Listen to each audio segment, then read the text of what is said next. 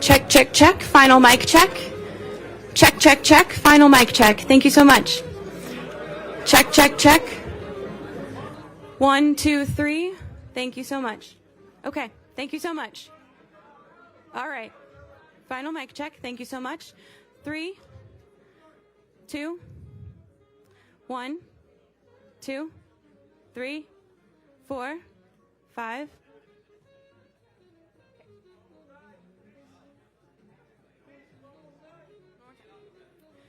10, 9, 8, 7, 6, 5, 4, 3, 2, 1.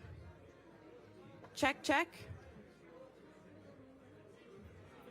We all set? Okay.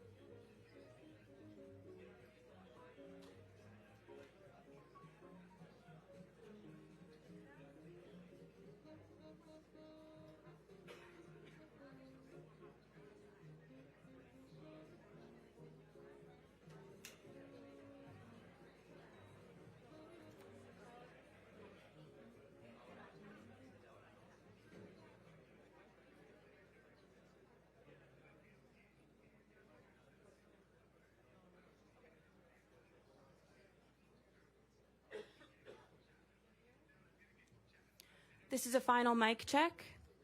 30, 29, 28, 27, 26, 25, 24, 23, 22, 21, 20. Are we good? Alrighty. Thank you so much, guys. Keep going, keep going. I'm going. Checking the mic, making sure we are all set. We have the music off. Check, check.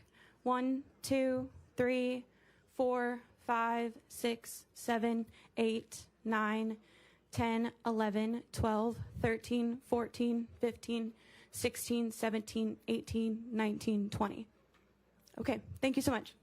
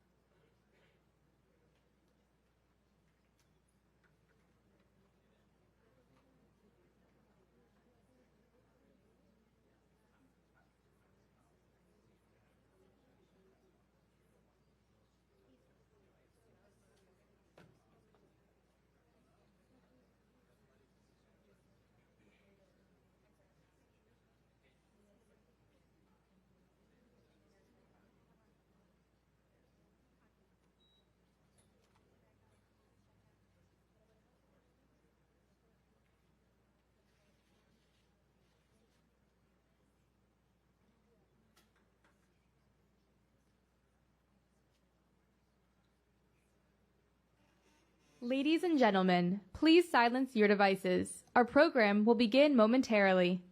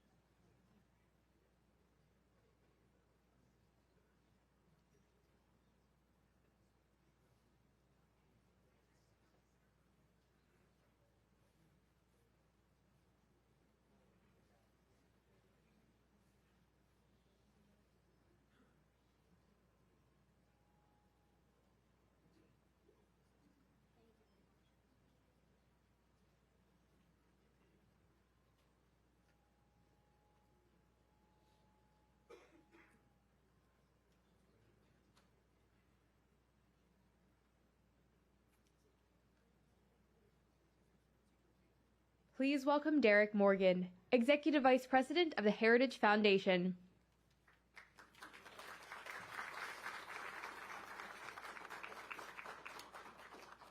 Thank you very much, and welcome everyone to the Heritage Foundation. We're delighted that you joined us today, and thank you for your patience as well as we undergo a historic event here. I have a few very brief words, and then I have the privilege of welcoming our distinguished guest, who will give remarks and then answer questions from the media. U.S. foreign policy should be driven by the pursuit of a strong, safer, and more prosperous America. As President Trump rightly recognizes, that means paying special attention to our hemisphere. We are blessed by so many of our neighbors who want to live in peace and respect their people. Because of our geographic, economic, and societal ties, malign developments in the Americas make the United States disproportionately vulnerable. If you don't believe that, then just ask some of the hundreds of thousands of American families who have lost loved ones to deadly drugs in recent years. Or notice how China, Russia, and Iran have all invested heavily in establishing a strategic foothold in our hemisphere. Nicolas Maduro led an anti-American socialist regime that weaponized deadly drugs, mass migration, and tren de agua against our towns and our cities. Meanwhile, he offered American adversaries an operating base. The American people, the Venezuelan people, and our entire hemisphere are far safer today because President Trump boldly sent U.S. Special Forces and the Department of Justice to capture Maduro and to bring him to justice. Securing our hemisphere also means working with our friends, our partners, and our allies. And the United States has many. We are honored to have one of those friends with us here today. Maria Corina Machado has been a brave fighter against Nicolas Maduro and the regime since it began to take form. Unlike many others in Venezuela and Washington, she recognized the danger from the very beginning. The Venezuelan people rewarded her principled opposition by casting their ballots amidst harsh repression from the regime. Her efforts, along with those of President Trump, have brought Venezuela closer to the restoration of freedom, stability, and security. And we all hope to see the return of legitimate elections in Venezuela in the near future. We are honored to host history here at the Heritage Foundation and important conversations like the one you are going to participate in today. Here, we work to build an America where freedom, opportunity, prosperity, and civil society flourish. I'm delighted to welcome to the stage Maria Corina Machado.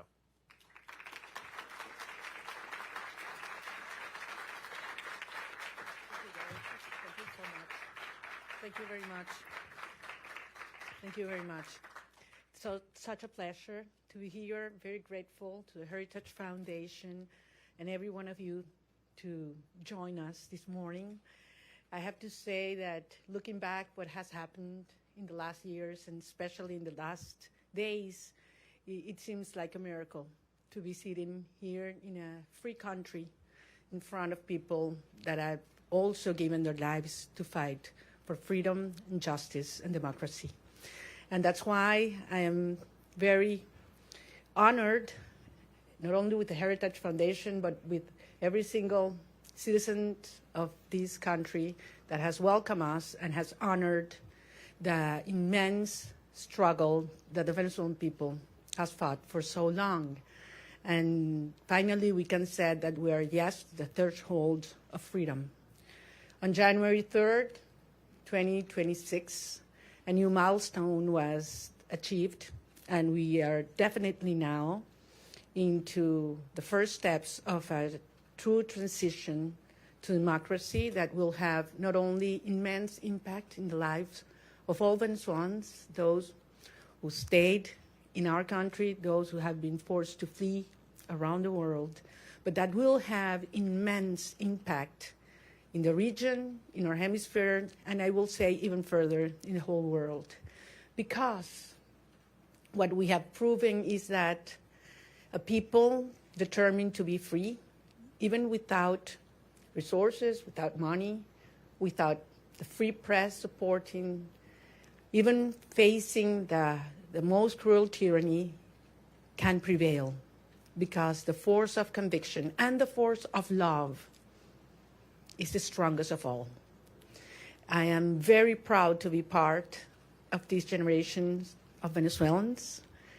Most of them have never known what it means to live in freedom or what it means to be part of democratic society, but they have risked their lives, their loved ones, everything they have, because they share that dream to live in a free country. It's all about human dignity. It's all about justice. It's all about love. And it's love for our children, love for our country, and love for freedom that has brought us here.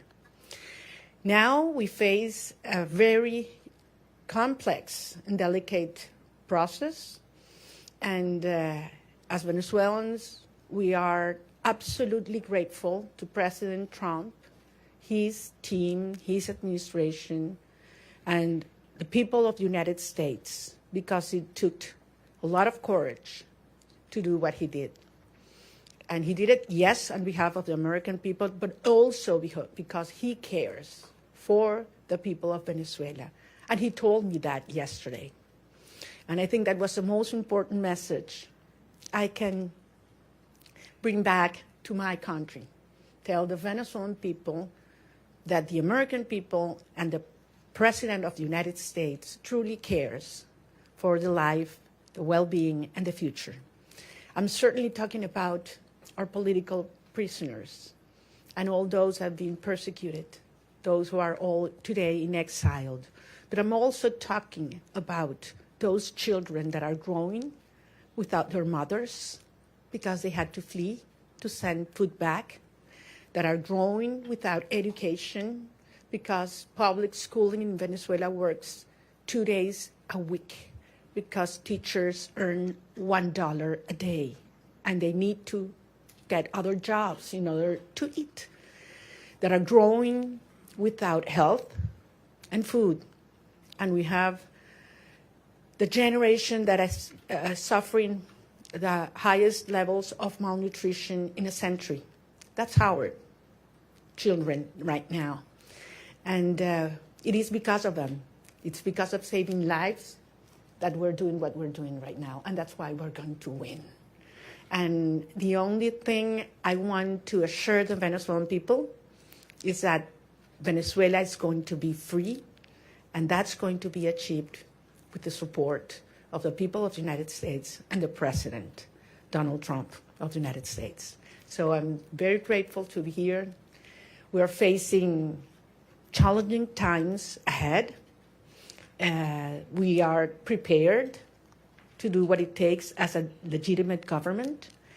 Edmundo González Urrutia and I have been in communication permanently all these days, and we feel not only with a mandate from the Venezuelan people, and that's why I'm here, and that's why what I convey to the President of the United States, but also with a huge task in front of us to prepare with all our teams around the world and in Venezuela to take over government when the right time arrives.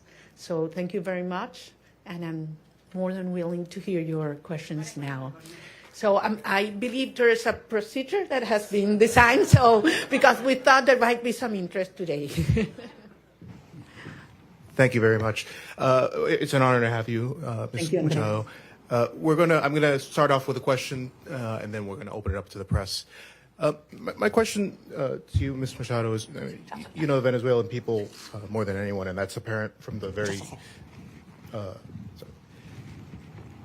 you know the Venezuelan people more than anyone, and that's apparent from the very strong support that they've shown for you time and time again. I wonder if you could tell us a little bit about, I mean, as you know, your country has been destroyed by socialism, Cuba, Russia, and Iran looting your nation, your wealth. Do you see, and the primary victim of this has been the Venezuelan people, do you see a future in which, at all possible, where a free and fair election and return to democracy in Venezuela restores anything but a strong, staunched U.S. ally and a country that leaves behind the shackles of socialism? Well, thank you very much. Can you hear me? I'm hearing like an echo here. Yeah? We hear you. It's fine? Okay. Well, I'm very glad. No, there's a problem with an echo, right? No, please. So comfortable sitting down. You want me to stand up? You prefer that I stand up? No? That's better now? Okay. Look, I'm very glad we start with this issue because I understand that there are many concerns regarding the transition in Venezuela and compared to previous events in all parts of the world. And I always insist in the difference between what is Venezuela today compared to Middle East countries that went through change in governments or regimes. We're talking about a society that is perhaps the most cohesive in the region. I would dare to say even in the world. I ask you to think any other society in which 90% of the population wants the same. Not only that they reject the actual regime, but we want the same.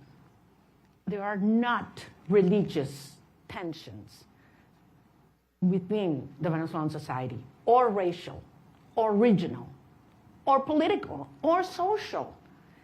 I mean, there was one longing that brought Venezuelans together, and that was, we want our children back home.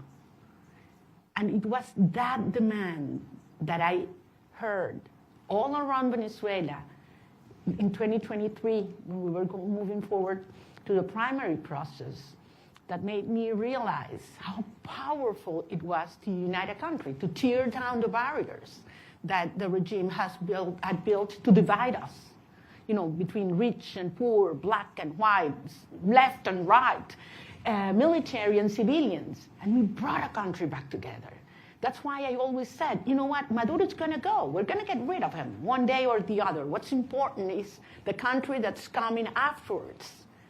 And it's a country based on shared values. We want to live with dignity. We want to live with the result of our work, our effort, a society based in merit, and not if you know the chavista who is in certain place at certain time. Women do not want handouts. They don't want to live in give their children a box of food that has a high cost, because then you have to lower your head and repeat what the regime wants you to say or dress as they expect you to dress. They want to live with their job well done. That's dignity. And that's what Venezuela deserves and wants today. And that's what we represent. So, of course, the result of this hard process will be a society based on these values. A society that is profoundly pro-America. And I want to insist on this. Delcy Rodriguez, yes, she's a communist. She's the main ally and representation of the Russian regime, the Chinese and the Iranians. But that's not the Venezuelan people, and that's not the armed forces as well. So I am profoundly, profoundly confident that we will have an orderly transition. This is a complex phase we are right now. Some of the dirty work is being done by them. But then the result of a stable transition will be a proud Venezuela who is going to be the best ally the United States has ever had in the Americas.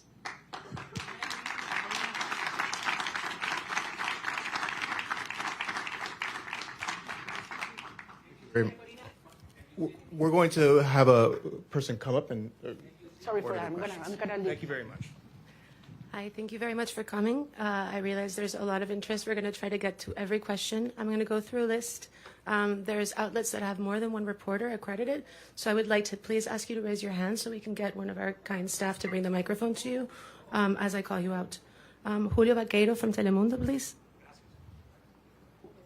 Hola, Julio. Hola, María Corina. Qué gusto verte aquí en Washington, D.C.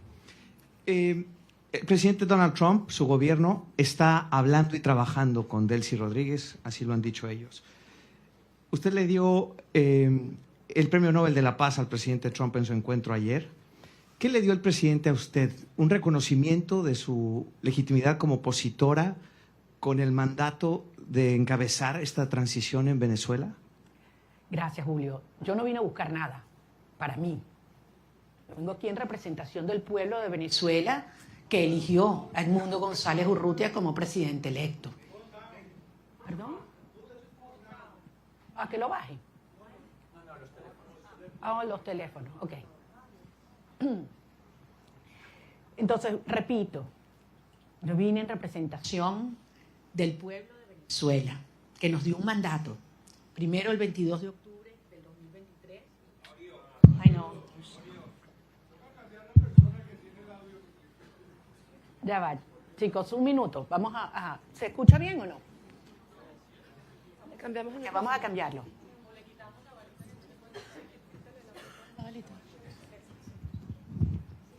Ok, ahora está mejor. ¿Ahora sí?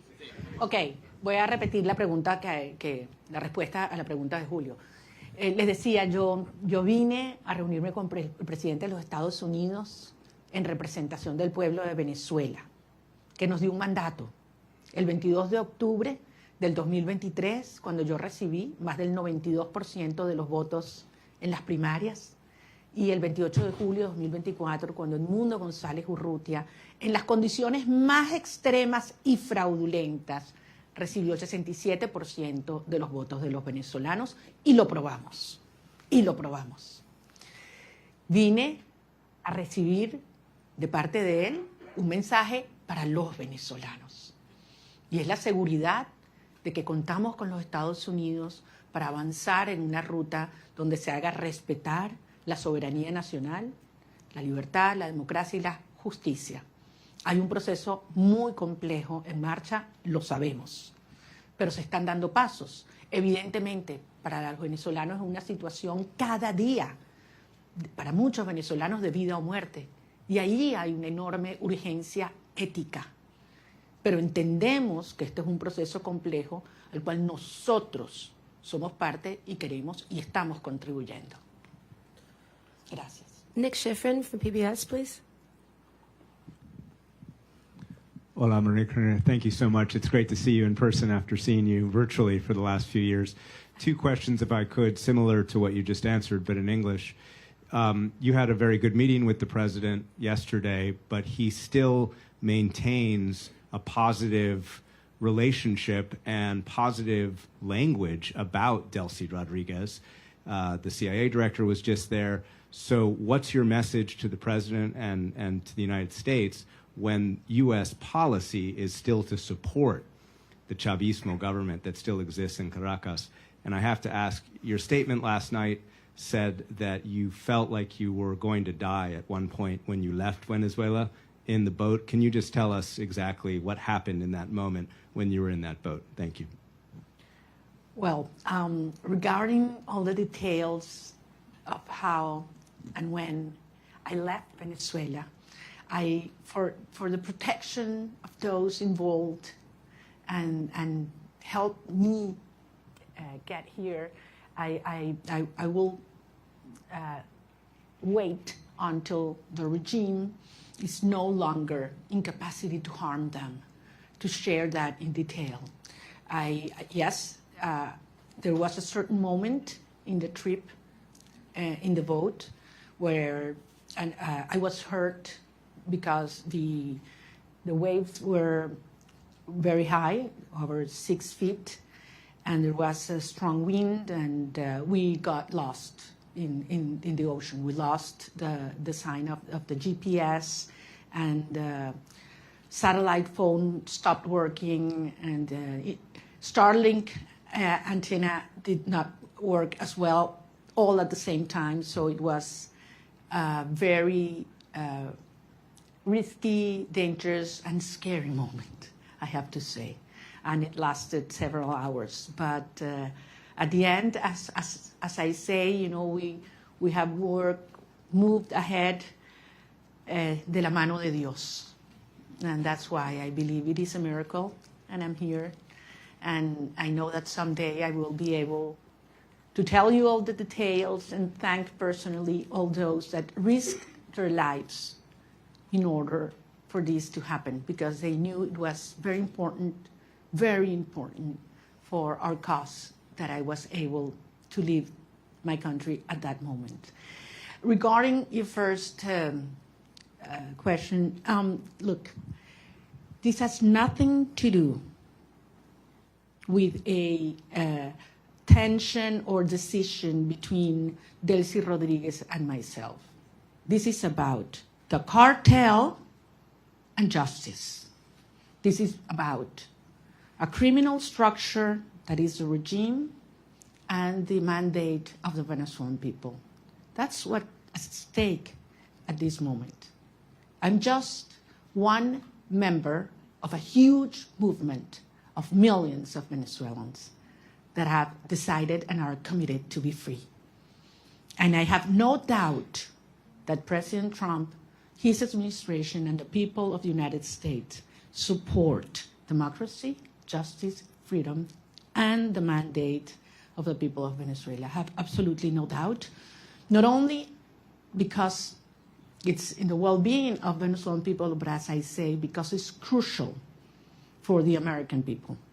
The United States today is a safer nation after January 3rd. And once the regime is out and the transition is accomplished, the the United States will not only be a safer nation, but one that will have more prosperity and strength in our hemisphere. Can we get Eric Martin from Bloomberg, please? I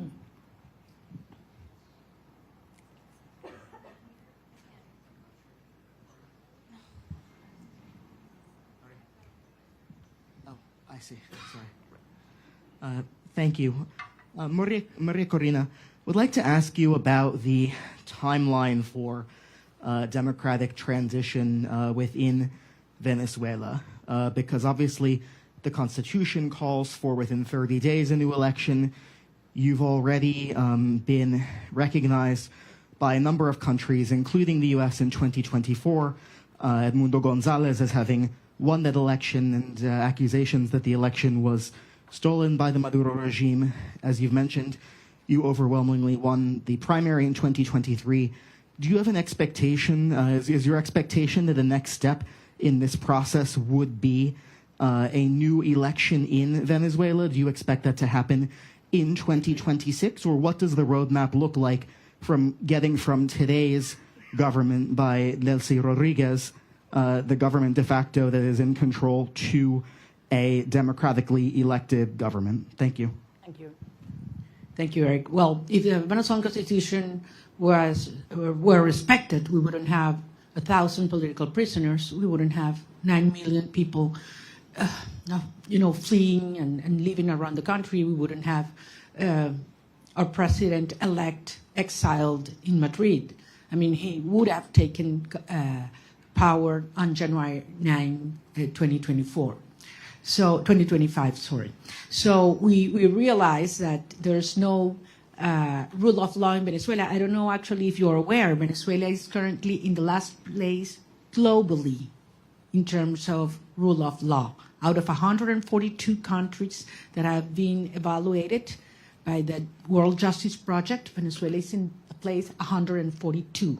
So much for the Constitution.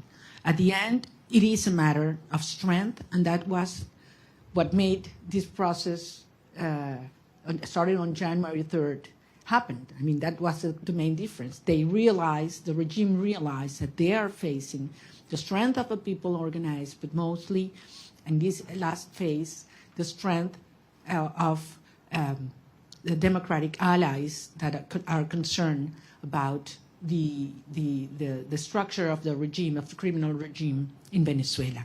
So this is a process that has several phases. We are in one that it's complex, as I said, in which the regime is forced to dismantle themselves some of the structures that have been maintaining them in power, starting with the repression system. That requires not only that all political prisoners are liberated, but that they are free. The fact that you are not in a prison doesn't mean that you are free.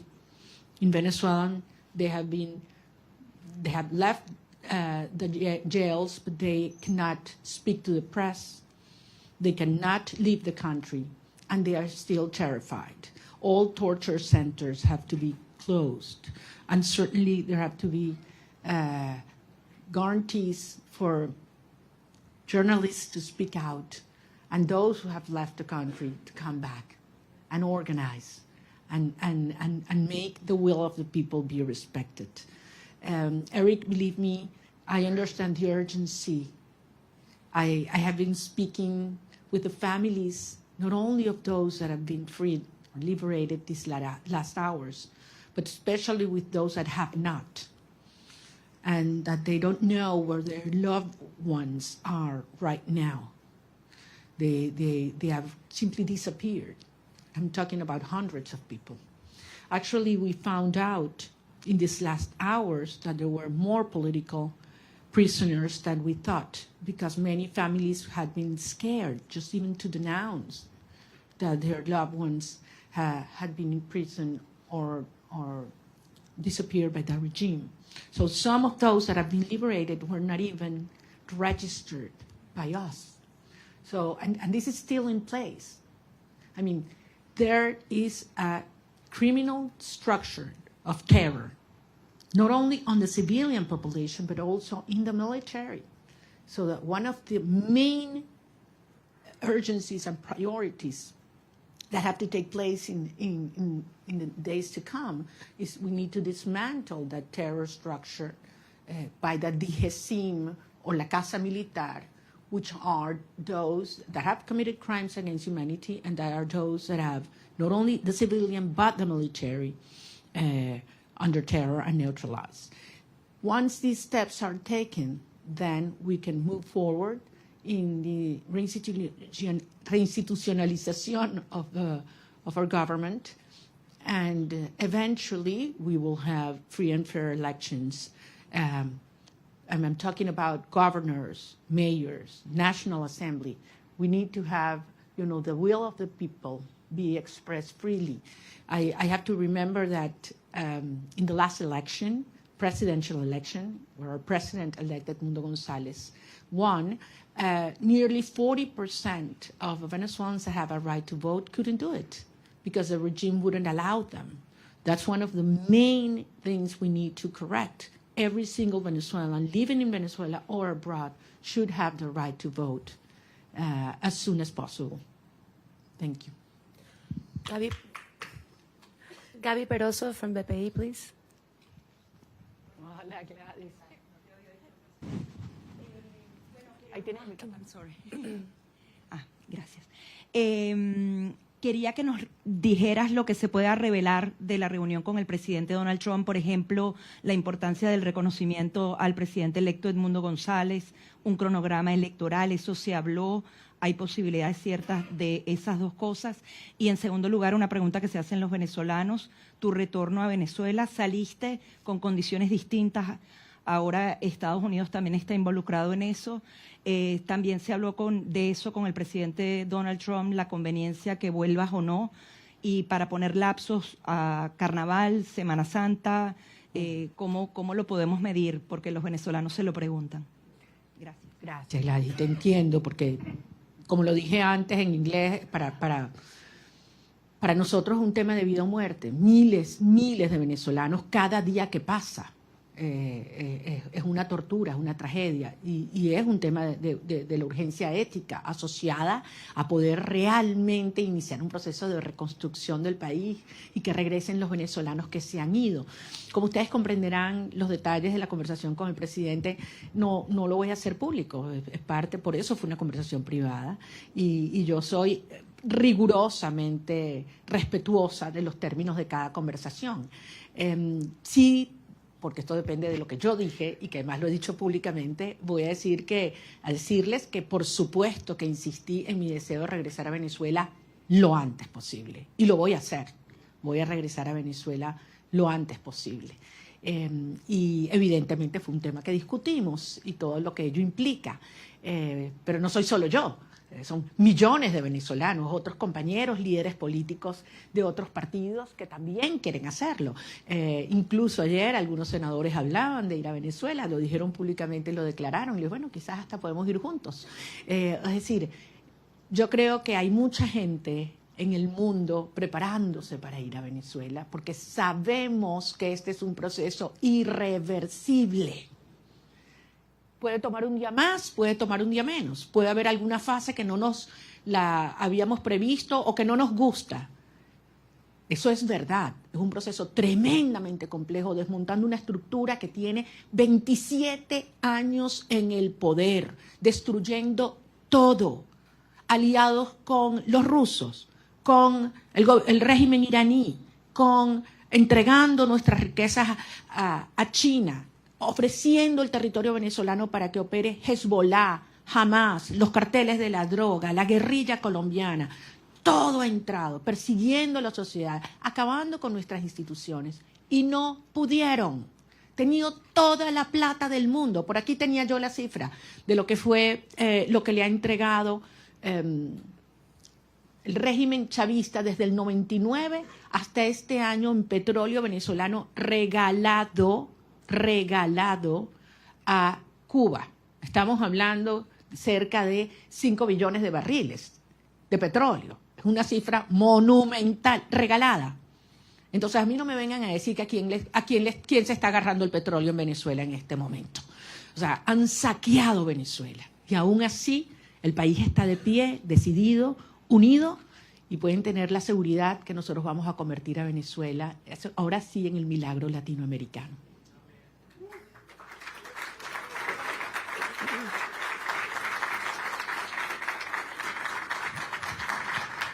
So this was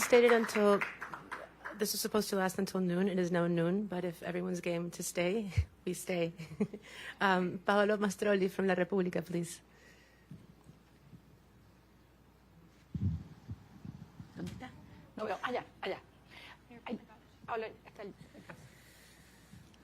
Thank you very much for doing this. You met in Rome with Pope Leo. Can you talk about what you discussed with him, if the Holy See is willing and able to help you in this transition? Thank you very much. That was a very important meeting.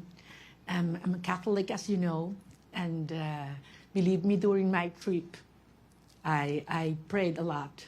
So I was able not only to talk to him, but to present to him some of the rosaries that I had brought with me during the trip.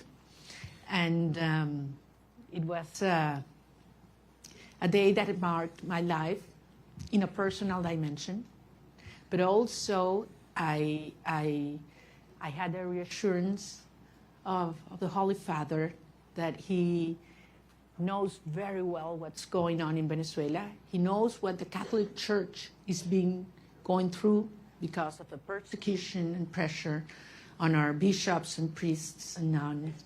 And I believe that he's not only concerned, but actively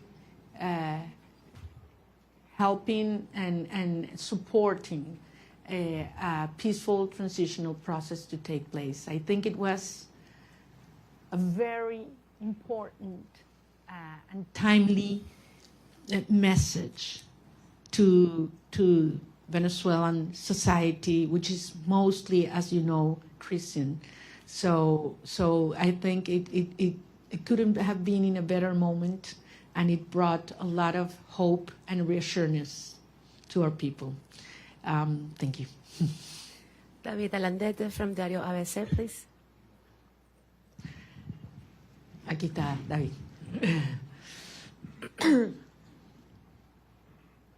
Tú no me vas a hacer preguntas porque tú sabes más que yo. No, no me digas eso. Yo me entero de todos los detalles de mis reuniones por ti, entonces... Ok, sorry about that. No, te pregunto en español. Dale, David. Ok, muchas gracias. Quería hacerte dos preguntas y muchísimas gracias por hacer esto. Es genial poder vernos, que no sea virtualmente. Estaba interesado en cómo...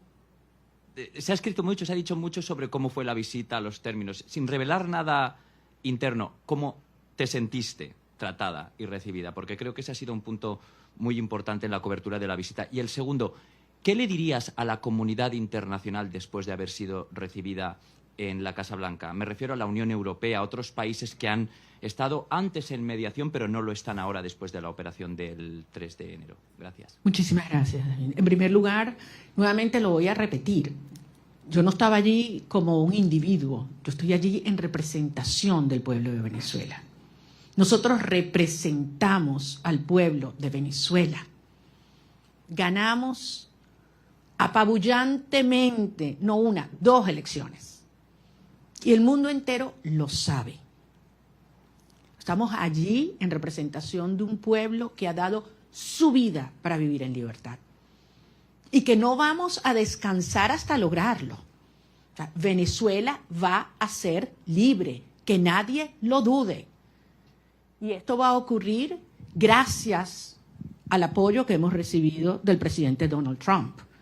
Y así lo digo con todas sus letras, y así lo dije ayer en el Senado, en frente de senadores de ambos partidos a quienes les agradezco profundamente su presencia, porque si hay algo que ha unido al pueblo de los Estados Unidos es la causa por la libertad de Venezuela. Y así queremos que siga siendo, porque el pueblo de Estados Unidos entiende cómo la libertad de Venezuela afecta a todo el hemisferio. indiscutiblemente para los venezolanos es un tema existencial, pero es un tema prioritario. Yo sentí un enorme respeto hacia el pueblo de Venezuela ayer, cuando entramos a la oficina oval. Y no sé cuánto iba a durar la reunión, pero la verdad es que sentí que pasaba el tiempo, podíamos conversar de todos los temas con absoluta honestidad, crudeza. Bueno, ustedes me conocen como yo soy, yo digo lo que siento, lo que pienso y con mucho respeto, sin lugar a dudas. Estoy nada más y nada menos que en la oficina del presidente de los Estados Unidos, frente al presidente de los Estados Unidos, pero consciente de la responsabilidad de este momento único. Y salí de allí y se lo decía anoche en una entrevista que grabé con Rachel Campos, le decía, me impactó la preocupación que él me transmitía sobre la situación de los venezolanos hoy. Cómo están los niños, cómo están los jóvenes, cómo están los ancianos, cómo está el sistema de salud, cómo está el sistema de educación, cómo están las familias, qué planes tenemos. O sea, yo creo que quizás públicamente se da a conocer más las preocupaciones por temas económicos, energéticos, etcétera, pero yo ahí pude tener una conversación con un ser humano que le duele lo que están viviendo los venezolanos, que le preocupa y que está genuinamente comprometido con su bienestar. Por eso yo salí realmente convencida de que lo que necesitamos para sumar a toda la fuerza y la organización adentro en un genuino liderazgo global está en la Casa Blanca, y creo que servirá de ejemplo para aquellos líderes globales o mundiales que no han tenido la determinación de llamar las cosas por su nombre, porque todos lo saben. A estas alturas no hay excusas. Están los informes de Naciones Unidas y el Fact-Finding Mission, donde se demuestran los crímenes de lesa humanidad que ha cometido Nicolás Maduro, Delcy Rodríguez, Diosdado Cabello, Vladimir Padrino López.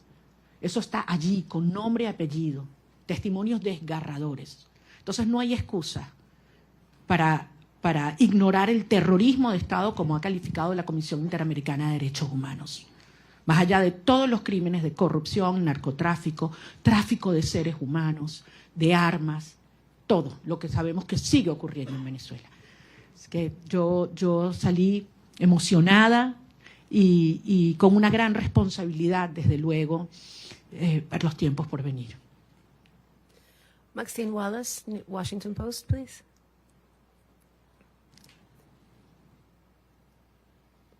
Maxine is not here. Washington Post. Washington Post, here.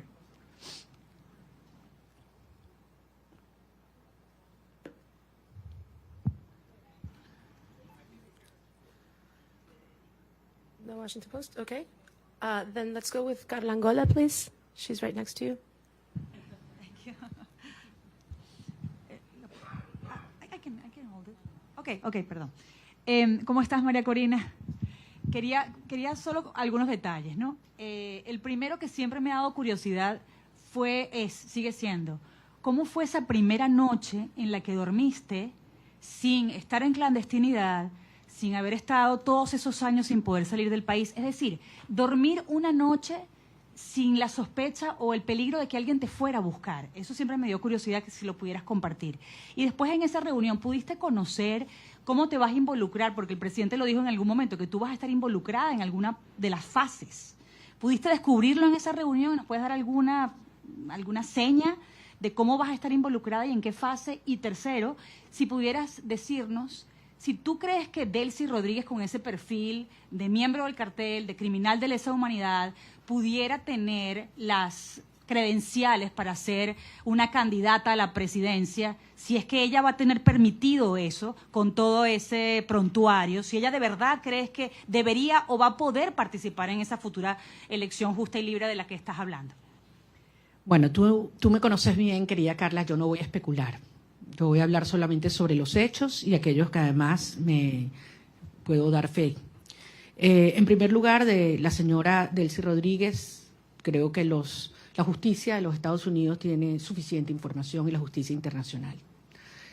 Solamente les recuerdo que no solamente ideológicamente comunista y muy fanatizada, pero además ha sido como en el cargo de vicepresidente quien ha supervisado y ejecutado todo el proceso de represión en Venezuela. Es decir, los centros de tortura están bajo su dirección y han estado bajo su dirección. Es responsable directa.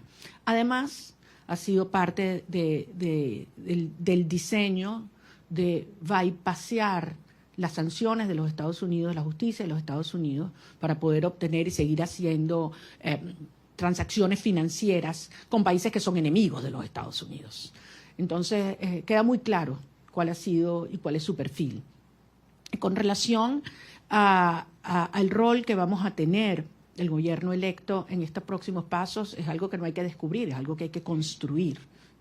Y ayer dimos un paso y evidentemente es algo que está en diseño, en construcción y veremos día a día cómo va ocurriendo. Como yo se los decía siempre a los venezolanos, it's one day at a time, ya estamos en una fase que es 1 hour at a time.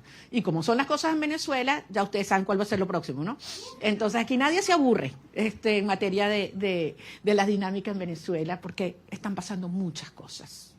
Y muchas veces, y yo sé que tú lo dijiste una vez, creo que David también, que cuando yo estoy más callada es cuando más duro estamos trabajando. Entonces, sí les pido en ese sentido, y yo sé que los venezolanos tienen profunda confianza. Miren a dónde hemos llegado. Con relación, se meten mis temas personales, y estos son los que más me cuestan, a lo que fue la salida, lo único que les puedo decir es que yo no dormí esa primera noche. Yo primero tenía 16 meses en los cuales cada ruido que ocurría, sonaba algo, inmediatamente me despertaba. O sea, tenía 16. Y esa sensación de que puedes dormir en paz, segura, de que un ruido no implica una amenaza, es algo que toma un tiempo procesarlo. Yo me levanto algunas veces y no estoy sola. Abro los ojos y puedo abrir la ventana, ¿no? Son cosas que quizás para muchas personas son take for granted, ¿no? Hay que vivir esto para valorar la libertad. Y la verdad es que si hay algo que yo tengo que hacer es darle las gracias y pedirle perdón a mi familia, porque hay que ver lo que esta experiencia les ha traído, ¿no? A todos, a las familias de todos los que estamos involucrados en esta causa, ¿no? No es solo la mía. Yo hablaba ayer con la madre de un muchacho que liberaron y la verdad es que es admirable. Y cuando he hablado con cada uno de los presos liberados, es tanta la admiración, porque los que me dicen es, lo volvería a hacer, María Corina. Antes de saludarme, lo primero que me dicen, quiero que sepas, lo volvería a hacer. Y después, te adoro, te quiero, no sé cuánto me muero por verte. Pero lo primero es, quiero que sepas, lo volvería a hacer. Yes. Can we get Vera from the Wall Street Journal, please? Vera's not here. Wall Street Journal.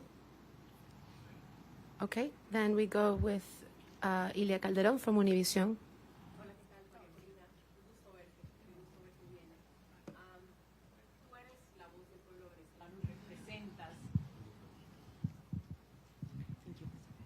Tú eres la voz del pueblo venezolano y representas al pueblo venezolano. Delcy Rodríguez está en este momento al frente del gobierno de Venezuela. El presidente Trump ha tenido palabras para elogiarla y ha dicho que su gobierno está trabajando muy bien con ella. ¿Qué te garantiza a ti que va a haber una transición? Y si no temes que este hecho de que se lleven bien y de que estén trabajando bien lleve a que se perpetúe el régimen en el poder en detrimento sobre todo de los venezolanos que están en Venezuela. Entiendo perfectamente tu preocupación, porque al final eso es lo que ellos han hecho.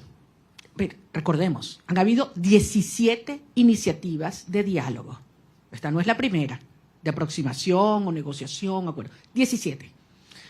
Todas, absolutamente todas, lo que el régimen buscó fue ganar tiempo, legitimidad y plata. Y se salió siempre con la suya. Todo lo que se comprometían a hacer lo violaron siempre. Entonces, es lógico que el pueblo de Venezuela tenga esta preocupación. Pero la señora Delcy Rodríguez en este momento lo que está es cumpliendo órdenes. Ella no está en un acuerdo a motus propio, ni cómoda. Ella está cumpliendo órdenes, porque al final, si algo demostró el 3 de enero, es que tenía que haber una amenaza real, tenía que haber fuerza real. El costo de quedarse en el poder tenía que ser más alto que el costo de la salida para que se diera este cambio de actitud en el régimen. Y los venezolanos hicimos todo lo que nos correspondía en términos de la organización, la movilización, la victoria electoral. Pero hacía falta el respaldo decidido de los Estados Unidos y finalmente llegó de la mano del presidente Trump. Entonces, esto es otra fase.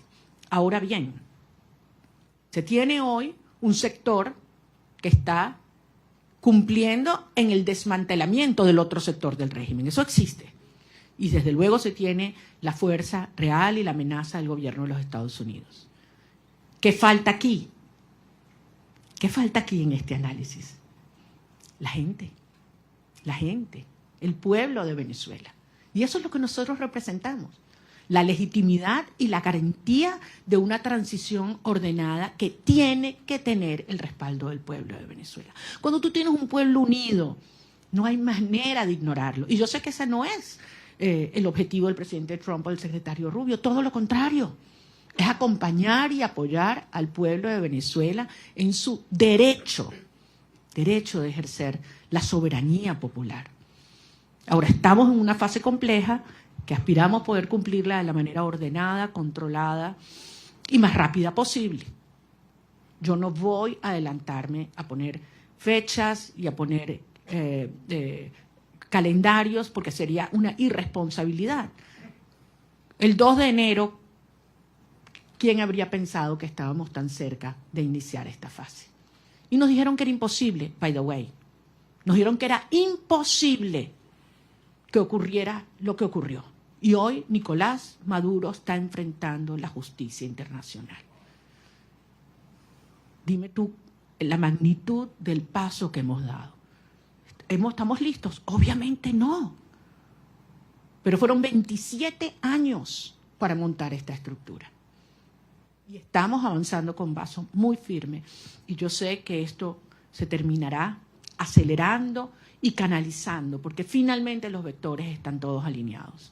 Falta, sí, como decía David, que algunos otros países alrededor del mundo, con firmeza y valentía, reconozcan que se está haciendo lo correcto y que lo acompañen.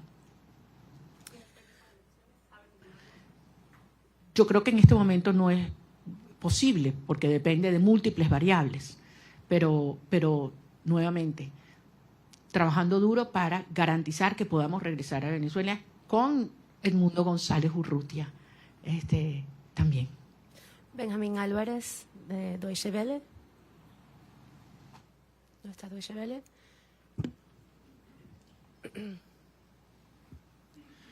Muchas gracias. Una pregunta refiriéndome a lo que acaba de mencionar de que Delcy Rodríguez está recibiendo órdenes y no está cooperando con la administración Trump.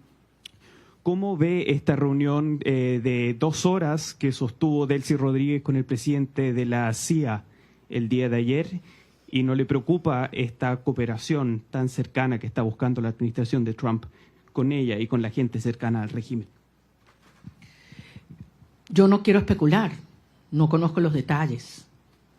Ahora, si los Estados Unidos obtienen la información que necesita por parte de esta señora, yo creo que ese es el tipo de cooperación que nosotros esperamos, sin duda, y nos conviene, sin duda. Yo entiendo que para muchas personas esta es una situación difícil de entender. Para muchos venezolanos quisiéramos que esto evolucionara probablemente de una manera más rápida y trabajaremos para que así sea. Pero desde luego, pocas personas tienen tanta información sobre la estructura criminal de la tiranía como quien fue parte de su diseño. Así que sin duda tiene información que le debe ser de altísimo valor al director de la CIA. We're going to take a couple of questions in English. Eric, from Politico, are you here? Please.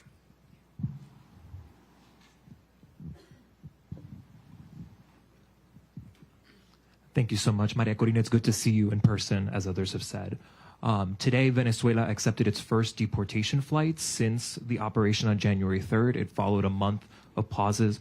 There's been some worry that Rodriguez could use migration cooperation with the United States as a way to defray pressure to go towards elections or to dismantle criminal networks in the country.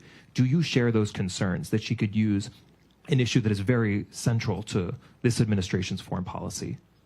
Thank you very much. We all know how this regime weaponized migration against several countries, not only the United States. And migration in Venezuela was designed by the regime. Wasn't, just spontaneously happened. It was designed by them. And certainly they've tried to use our people as a trade bargain, in trade to which is very, very painful. But I think everybody knows that the only way that we can have people on their own means, and talking hundreds of thousands coming back, is given the Venezuelan people the hope, the certainty that we will have a democratic future and security in our country. It's not a matter of having all economic problems solved. People are willing to go back to be part of the solution. But if they have, hope that we will have a freedom and democracy in the future. So I think it is clearly in the best interest of the United States and those that are concerned about migration to have a transition take place as soon as possible, because you will see millions coming back home. I have several accredited journalists from the AP. I don't know who wants to take the question. Josh Goodman from Associated Press. Hi, Maria Corina. Thank you. Lots of questions still about the meeting yesterday with President Trump. I just have three specific ones. Did you urge him to seek the arrest of Diosdado Cabello? Did you urge him not to meet with Delcy Rodriguez, as he's indicated he would? And did you urge him to not allow Delcy Rodriguez to reopen the Venezuelan embassy in Washington? Those are three specifics. Want to know what your position on those are. Thanks. Well, I think I don't need to urge the president of specific things. I think it's very clear what has to be done right now. We exchange views about the implications of several actions.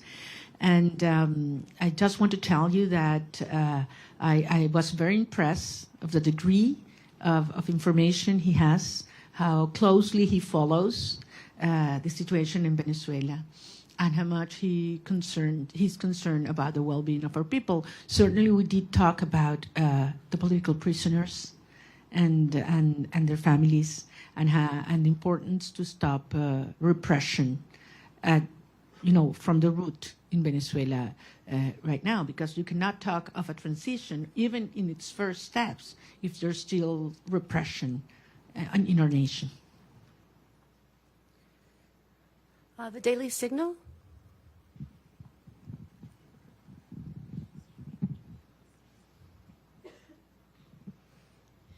Thank you so much. Wondering regarding your meeting with President Trump yesterday, do you believe that you earned the trust of the president?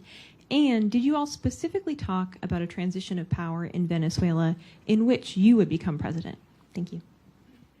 Point again, this is not about me. It is about the will of the people. And we certainly talk about how popular sovereignty has been expressed in Venezuela, and absolutely terrible conditions in which we did, and how the regime stole that result. And I think he can certainly relate to that.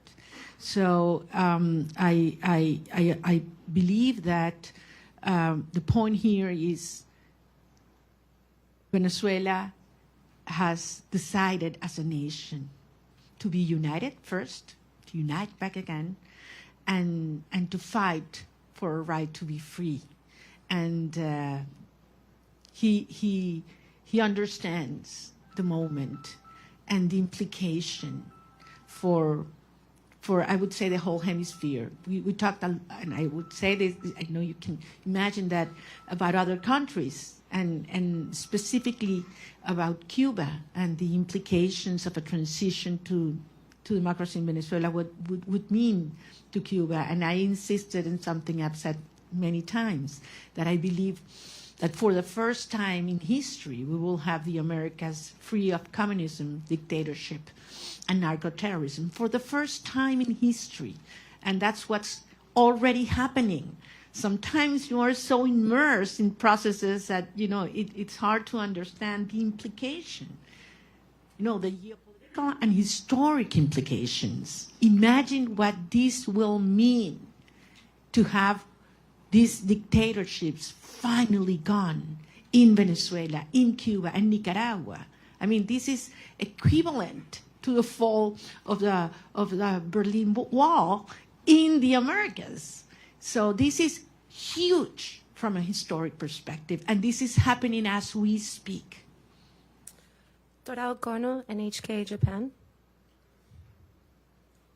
No? Japan media? Okay, can we get Mr. Rosen from Newsmax? Also not here. Okay. Jesus La Patilla, please.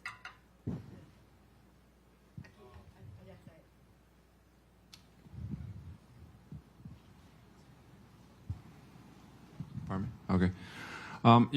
I was wondering if President Trump he's aware of how many political prisoners have been released so far. I mean, it's less than 10%. And I was wondering if he's aware of that, and if he's told you some strategies that he will do to enforce, to make them release in the next months or weeks or something. Certainly aware. President Trump is certainly aware of what's happening with the political prisoners, how they are not being complying as they were expected, and committed to see that happen. I have no doubt. Well, what specifically he plans to do, we didn't get involved into that, but I trust his word that that's something it will take place.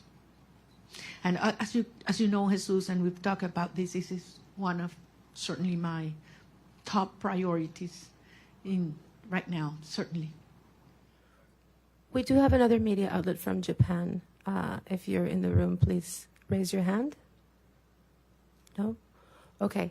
AFP, Agence France Presse. Over there.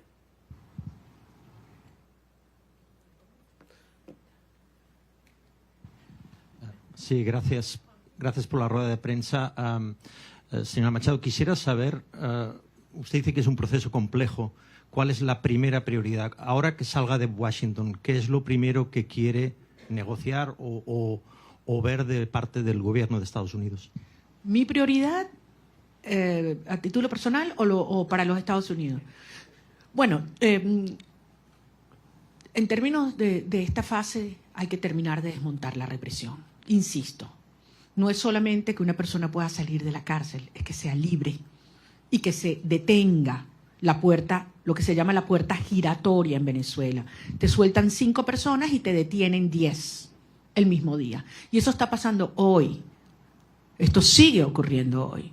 Y entre otras cosas, les recuerdo que la estructura del poder en Venezuela no es monolítica y no es jerárquica, es heterárquica. Por eso la propia señora Delcy Rodríguez no tiene control. Cuando dicen que controla las Fuerzas Armadas, no controla las Fuerzas Armadas. Ella lo que controla es la estructura represiva que tiene anulada las Fuerzas Armadas, que en este momento es el DGCIM y también la Casa Militar, en la cual también tiene gran control Diosdado Cabello, con enormes tensiones en el alto mando militar. Las Fuerzas Armadas, en más del 80%, están con nosotros. Si no, no hubiéramos obtenido las actas el 28 de julio. Y eso es algo que el régimen lo sabe. Nicolás Maduro estaba protegido ¿por quiénes? ¿Venezolanos? No confía en los venezolanos. Él sabe que las Fuerzas Armadas repudian este sistema tanto como el resto de los ciudadanos de nuestro país. Pero las Fuerzas Armadas están amarradas, neutralizadas, aterrorizadas por la estructura represiva del DGCIM. Y esa es la estructura criminal que hay que terminar de desmontar.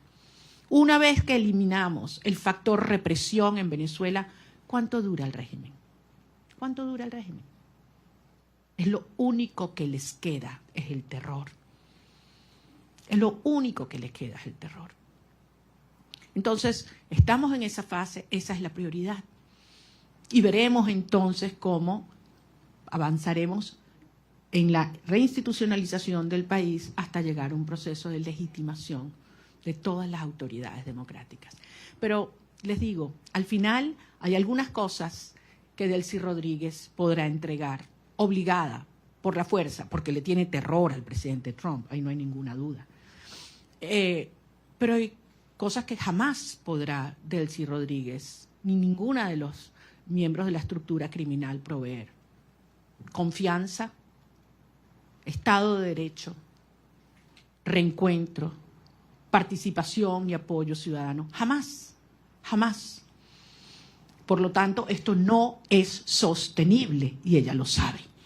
Y por eso vamos avanzando en una fase delicada, un día a la vez, pero con una sola misión, con un solo propósito, y es lograr la verdadera instauración de la democracia y la libertad en Venezuela para que puedan regresar nuestros hijos y todos los venezolanos a casa. Muchísimas gracias. One last question for Mr. Bernalete. Martín Noticias, please.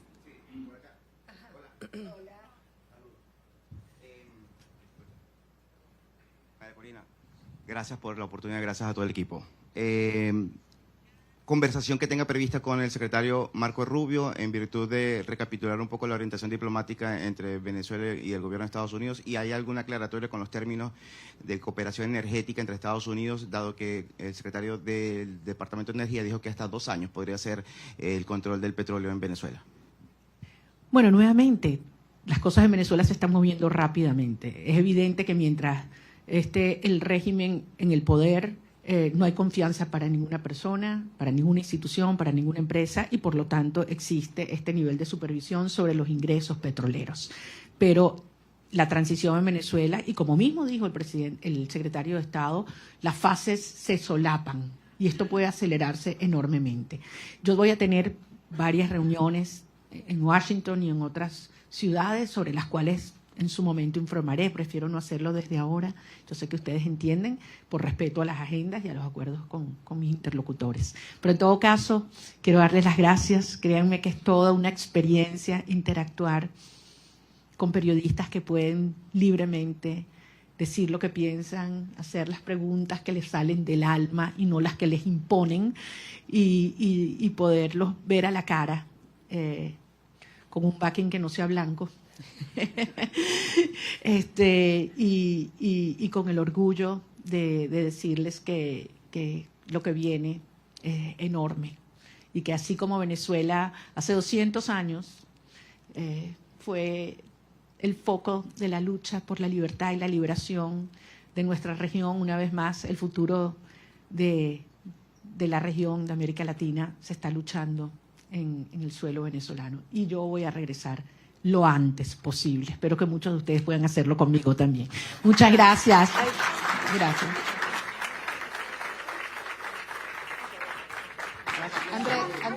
Thank you very much.